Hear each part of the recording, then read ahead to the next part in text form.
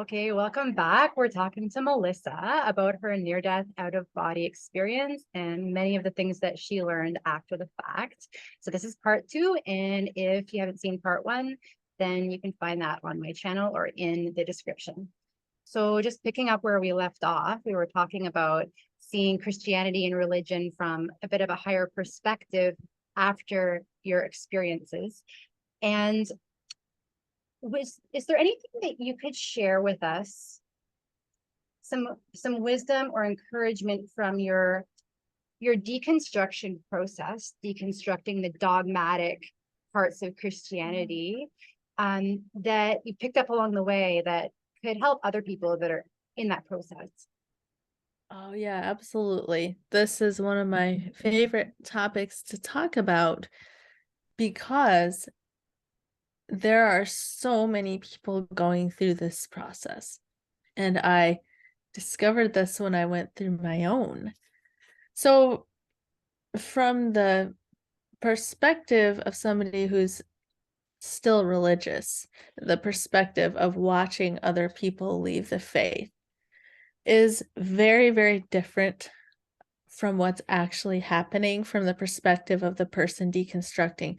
And that can be one of the hardest things to deal with, especially if you've been ingrained in that faith. And so you've been taught, I can use Christianity as an example because that's what I was involved with. So you've been programmed with this your entire life. This is the only one correct way.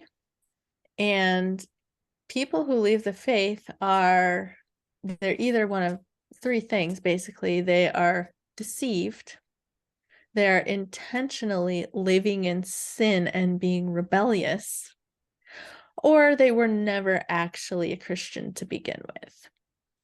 And so you're programmed with this mentality that if you leave the faith, you're one of these three things. So you don't want to be rebellious, you don't want to be deceived. So there's this huge fear surrounding leaving in the first place.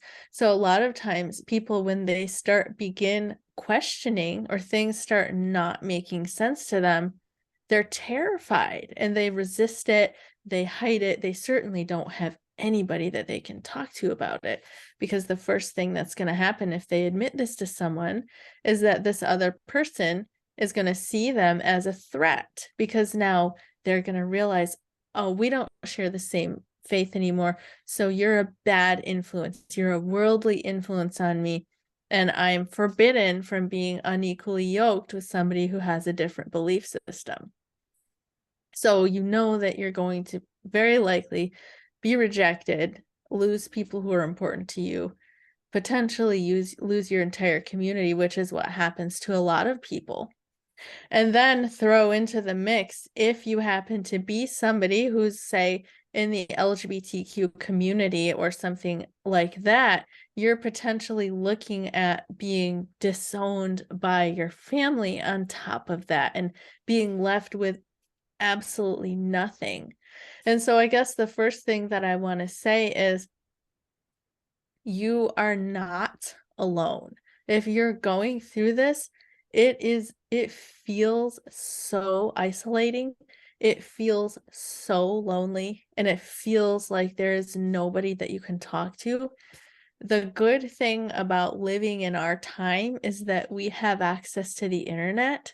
There are so many people, there are thousands of people out there who are going through the exact same experience of losing their foundation, losing their community, feeling isolated. And so my first recommendation would be, don't try to do it alone. Reach out, even if your only connections are online. And that's how it was for me for the first 3 years of this process. My connections with people who understood and who were supportive, aside from my husband, were online. And it really got me through some dark times. So reach out, like join some Facebook groups or find some YouTube channels that are talking about these topics. And even just reading through the comments of people that you don't even know who are going through a similar experience can help, put things in perspective a little bit and help you to realize you're really not alone. So that's the first thing. The other thing would be this can be so difficult if you don't have anybody like physically in your life, in your location, but it is okay to put some boundaries in place.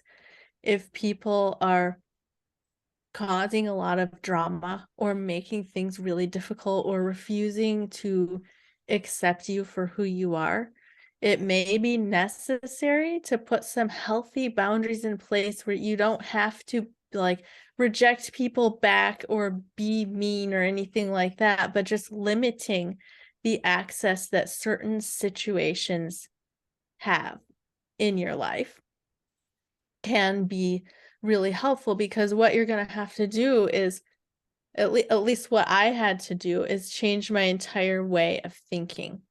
Because like I said in the beginning, you're programmed with this idea, like if you leave, you're this and this and this. And it's really helpful to be able to just let go of that and like create a space in your life where you have peace and you have freedom to explore what you really want to explore and to figure out who you are without religion and what you really believe, what forms of spiritual connection are actually meaningful and beneficial to you. And it can be hard to do that if you feel like people are constantly looking over your shoulder and judging all of your choices, which did happen to me, and I know it happens to other people. So give yourself the permission to have space and to create peace and to follow what is nurturing and beneficial for you. And another thing that I like to talk about, because this really blindsided me, is that there may be a multi-step process to this.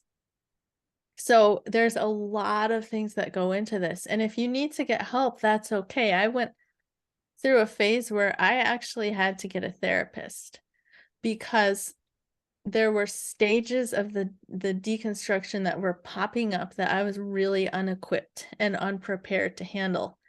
So I went through the stage of questioning and reformulating all of my beliefs, and that was really pretty painless and pretty fast for me. For some people that can be devastating, but for me it was okay because I had had my near-death-like experience, and so I had something to fall back on.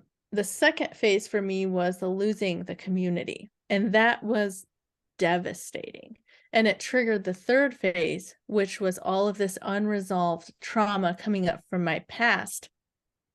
So something that I didn't really think about when I went through this is that when I lost when you leave religion and you lose all of that community and you feel like you're alone and that the people that were closest to you now no longer accept you for who you are and they all think that you're on your way to hell, you're losing more than just a belief system.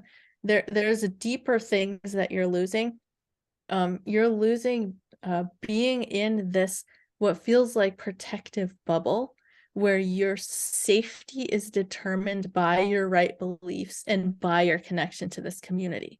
So when you lose the belief system and you lose the community, you also lose that sense of safety. And so that's where I had all of this trauma coming up from my past, because now I had to figure out how to feel safe on my own. And I felt like I'm regressing back to being a child and having to figure out, where's my safety coming from? How do I know I'm okay? Even though I don't logically believe that I'm going to hell anymore, it's like there's still this subconscious programming that tells me I'm out of the line and I'm not okay. And so if you have things like this coming up, that's totally normal and it's totally okay to get help with it and just give yourself the grace and the time to work through it. For me, it's been a process that's taken years. And so just knowing going into it that it might be a little more intense than some people might be expecting it to be, and being okay with that and giving yourself permission to work through that. So that would be my best advice.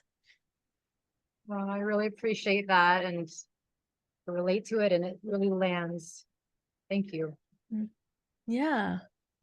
As far as like a dark night of the soul, or kind of like a opposite of your near-death like experience, have you gone through any really dark periods where you found it really difficult to connect to divinity since this happened? Yes. Yes. I'm glad you asked that. I did. And it was a part of what I was just talking about being triggered with my deconstruction. And it really caught me off guard because so I was 29 when I began deconstructing, and I had this massive spiritual awakening where I I deconstructed, I decided to fully accept the truth that I had been shown in my experience and that so many others have been shown in their near-death experiences.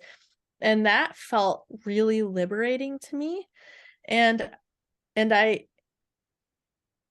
went I mean, I call it a spiritual awakening. I don't really know what else to call it, but I just began experiencing so much deeper levels of joy and freedom and like empowerment and feeling like empowered and abundant and all of these things, and like my not dealing with my fears, like things that I had been afraid of just kind of fell out of my life.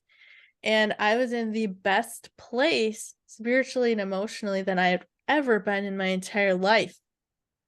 And so this went on for about 5 years where I was really feeling good. And then all of a sudden, I got hit with all of this resurfacing trauma from my past. And it was like as high as I was before, it became just as dark, and it happened really fast. I began dealing with overwhelming anxiety. I developed a panic disorder because I had a random panic attack happen while I was driving, and I became terrified of it happening again, and I didn't understand why it had happened. And I really went through, I mean, it got so dark that there was a couple of weeks where I really couldn't get out of bed because I was depressed. I was dealing with the anxiety and not understanding what was wrong with me, and really thinking, wow, this is it for me. Like everything that I have worked to build is going to crumble because I don't feel like I should be putting myself out there, going on camera, giving other people advice when I'm feeling this bad. And I, there was a time there where I was struggling to see a way out of it, in the sense that I thought, this is just how I'm going to feel for the rest of my life. I'm going to end up in a psych ward or something. And so it really got pretty dark for me for a while there. And now looking back on it, I think that it was definitely triggered by my deconstruction, because there was a lot of buried trauma in my past that I thought I had worked through that got triggered. Um, but I also think that in a sense, it could have been the dark night of the soul that a lot of people talk about having, because a lot say they have this massive spiritual awakening, and then there's the dark night of the soul, because the awakening triggers that trauma to come up in the nervous system. And you have, if you haven't dealt with it, you have to work through it and you have to get it out of your system. And then you can go back to having more of those blissful awakened states. But it's been a process of about 1.5 years now, just working through those things as they come up, and just working to alchemize them and transmute them into something higher, and understanding that the deeper that you're able to go into the darkness and still be what you are and just be okay with that and accept that, that's what transmutes those energies, and the more light that you're going to be able to hold on the other side. Wow. That's really amazing. That's really cool. What are some of the best ways that you've found so far to release those traumatic memories, to release what comes up in that last 1.5 years? Yeah, I'm glad you asked that question.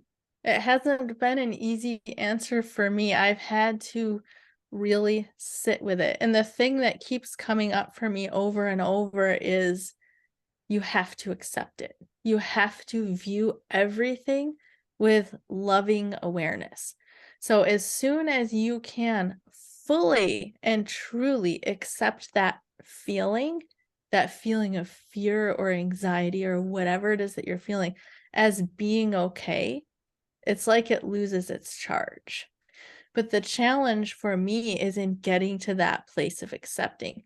And I think this is true for a lot of people, that we're really, really quick to judge ourselves. And in the spiritual community, this can be a form of spiritual bypassing, that if we don't feel happy and blissful and light all the time, then we judge ourselves. There's something wrong. I'm not spiritual enough because I'm feeling fearful or whatever. And so the work is in really getting past that mindset and realizing that true spirituality is loving awareness, because that's what source is. Source is loving awareness. And so when we can relate to everything, including the darkness within us, with loving awareness, that's what transmutes it.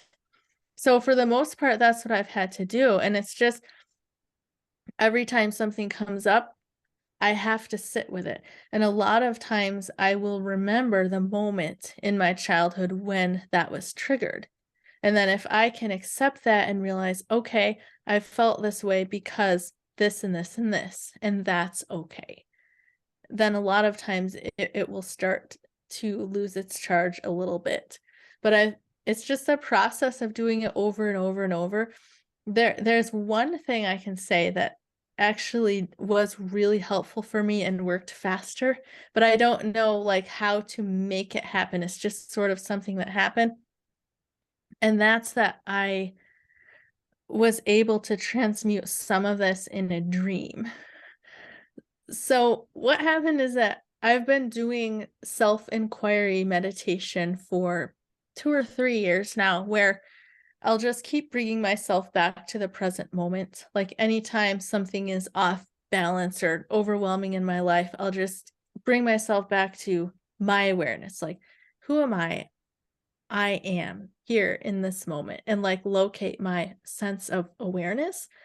And so I was doing this so often in the waking world that I started doing it in my dreams too, because I usually have really vivid dreams.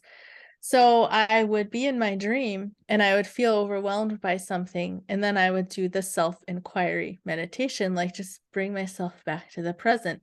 And I realized that it works the same way in the dream that it does in this world. And it's like, I'm the exact same presence no matter where I am. And if I can just surrender no matter where I am, that could be helpful. So I started doing this, and I thought to myself, if I ever have an experience in a dream where I'm really terrified by something, I'm going to try just surrendering to it and see if that shifts something in my life. And it happened. So I had a dream where I was just feeling terrified and claustrophobic and stuck, which I feel that a lot in this world, like being in this body. And that's what the root of a lot of my fear is. And so I had this happen in a dream, and I remembered in the dream, and so I just surrendered to it. And it's like instantly transformed into peace, and I'm like falling back into the dream, feeling so blissful. And I think it's because it's easier to transmute this stuff in your dream because things happen so much faster. And when I woke up from that dream, I realized that my fear had shifted. It's like this fear of being stuck and feeling like claustrophobic and like constricted, that had shifted by surrendering it to it in the dream. So I think that that can be helpful. But even if you can't do it in a dream, just the idea of surrendering, just loosening up, surrendering, letting go, Because when we're constricted and we're holding on to things, that we're really creating boundaries for ourselves. We're like really creating these mental and emotional cages that we feel like we're living in. We're creating that with our holding on to things and not being able to let go, because as soon as you let go, as soon as you surrender, then you're open for the love of the universe and to feel the connection of the universe and for all of that to come in. Oh, thank you. I think that's gonna help pretty much anyone who's listening to this to just to lean in and sit with it. Thank you. Thank you for Um, asking. yeah. Some people ask in comments or emails that come my way, so I want to ask you, in your opinion, do we have a choice in coming to Earth? Are we forced to come here? What have you intuited in that? Yeah, this is a question I get asked a lot too, and it appears at times to be a really complicated issue because a lot of people will say different things. And near-death experiencers will usually say that the life was planned. Like they will say 100% I planned this. I was shown that I planned it. Nobody is forced to come here. There are people that have pre-birth memories who will say, I didn't want to come here. I was forced in. My thought on it is that we have a certain amount of amnesia when we're here, when we're coming in, and when we're leaving. And I think that sometimes people just remember a very small amount of time right before they come in. For example, I interviewed a girl named Arki Muratova, and she has a pre-birth memory of coming into Earth, and in her memory, she was confused about where she was going. So she's like, who am I and what are we doing here and where are we going? And she was told, you're going to planet Earth, you're going to be born as a girl, everything's going to be okay. But later on, she learned how to astral travel, and so she's had a lot of out-of-body experiences, and she's actually met with her guides and been shown since then that she actually did plan her life and she did choose this life. However, in those moments of coming up into the incarnation, as she was going under the veil, so to speak, she began to sort of become fuzzy about it and forget. So I think sometimes that's what's going on.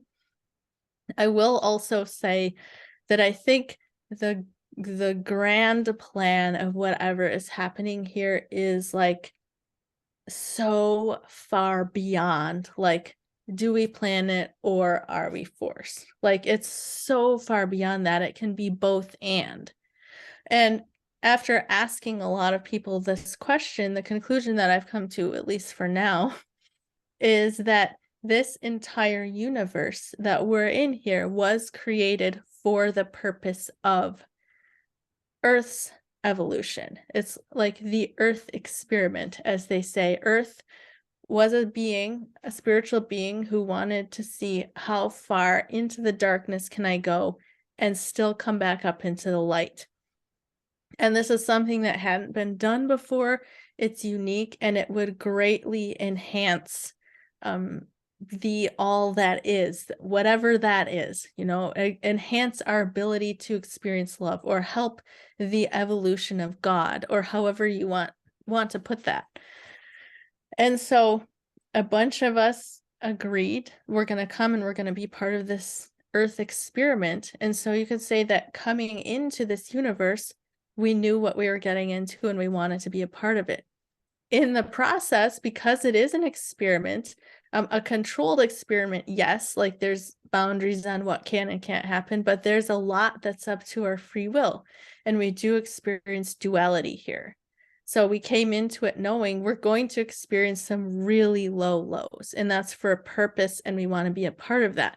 But in this process, there could be times where people forget what they agreed to do, if that makes sense. Like there could be situations where people forget that they agreed they wanted to go through this entire awakening process from, say, starting at the four elements of earth, air, fire, and water, and then evolving all the way through plant and animal life into human life, into higher dimensional awareness and whatever lies beyond, until ultimately we reunite with source. So it could be like a both and thing where we agreed we want to be part of this experiment. We want to have this entire awakening experience, but at some points in the journey, we forget that. Does that make sense? Yes, for sure. Um, your life since this near-death-like experience, it sounds like it's had some really big highs and some big lows. What have been some of the gifts, whether it's like actually like just extra sensory or intuitive gifts, or things that have come into your life, opportunities that you feel wouldn't have happened or started had you not had this experience? Oh, that's a great question. Um, for sure, what I'm doing with my career and my YouTube, my podcast certainly would not have happened without it. And I do feel that that's something I'm very strongly called to do. I don't really have that I'm aware of a lot of like extra sensory gifts and abilities. I've always wished that I did, and I talk to a lot of people who do. The ones that I have, I've had with me since I was a child. So I don't feel like anything was necessarily triggered by my experience. Um, but there's just the fact of having a higher awareness and being able to understand that we're here, like we chose to be here, and it's all about love. And just having that knowledge can really simplify life quite a bit. And what were some of those things that have come in with you as a child that have supported some gifts that have supported your spiritual journey? Yeah, the biggest one for me is that I can feel energy, and that could be a blessing or a curse depending on how you look at it, because I really struggle to function in the world, like the concrete world. I'm not attentive to detail. I'm not very observant. I miss a lot of things that most people notice, and that can be frustrating for people in my life and for me. But I really read the world through energy. So I feel the energy of people, of places, situations, and even objects. Like for me, it's really hard to go into a store. I do not like shopping in a store because I can feel the energy of the plastics. I can feel the energy of the chemicals. I can feel the energy of people doesn't bother me so much, but I can feel the energy of the collective consciousness. Like I can tune into that to feel, and it's a lot less heavy than it was when I was a child. When I was a child, it was really, really oppressive. So that's lightened up quite a bit. But I do pick up on people's emotions. Like if somebody is angry, then I will feel angry myself. Or if somebody's depressed, I will feel depressed myself. So I've had to really learn some boundaries with that, and I'm still working on it. But that's the biggest thing. And what kind of tips would you like to give to any other people who can feel other people's moods, empaths? Any encouragement for people who are just waking up to the fact that they are experiencing life like that? Absolutely. Yeah, the first thing is setting boundaries is hard for people like us, really, really hard, but it is okay. It doesn't mean that you don't love somebody. It just means that you recognize you don't have to identify with their feelings.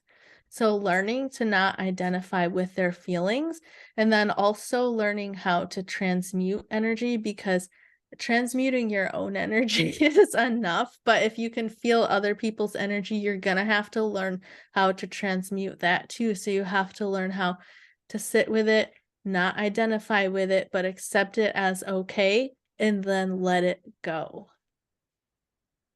Okay. And before we go, since you can kind of tune into the collective energy, is there anything that you want to share about either your experience that you didn't have a chance to yet, or any messages to support the people that are in this current time? Yeah, absolutely. I would just say to be encouraged. I know there's a lot of fear out there. There's a lot of fear about where the world is heading and what's going to happen. But if you look at the news and you look at the things that are happening in the world, it can be really discouraging. But from the perspective of tuning into the energy of the collective consciousness, at least for what I'm feeling, what's happening is very different. People are waking up, people are becoming far more aware and accepting of other people. And I think the internet has a lot to do with that, because you can get on TikTok and hear about people who are living with a disability, or somebody who's living in a war-torn country. You know, you can hear about all these other people's stories and start to relate to them. And I have felt a huge increase in empathy because of that. So I really feel a lot of progress. I really feel a lot of hope about where we're happening, and that doesn't mean, or where we're headed. That doesn't mean there won't be hurdles, or that big scary things might not happen. Um, that's kind of just been part of living in this world. Like, scary things have happened from the beginning of time. You know, we have natural disasters and wars and this and that. But the more that we can wake up, the biggest, most important thing, in my opinion, is to learn to empathize with other people, and to learn to understand that that person's experience is just as valid as my own. And the more we can do that, the faster we can do that, the easier of a transition we're going to have into the place that we're heading next, which I believe is going to be a place of peace and harmony, that we're actually going to learn how to do that. And that's another thing, is believing that that's possible and having a vision for that, um, which isn't something that we've really had up to this point. But I think that we're getting to the place where more people can see that.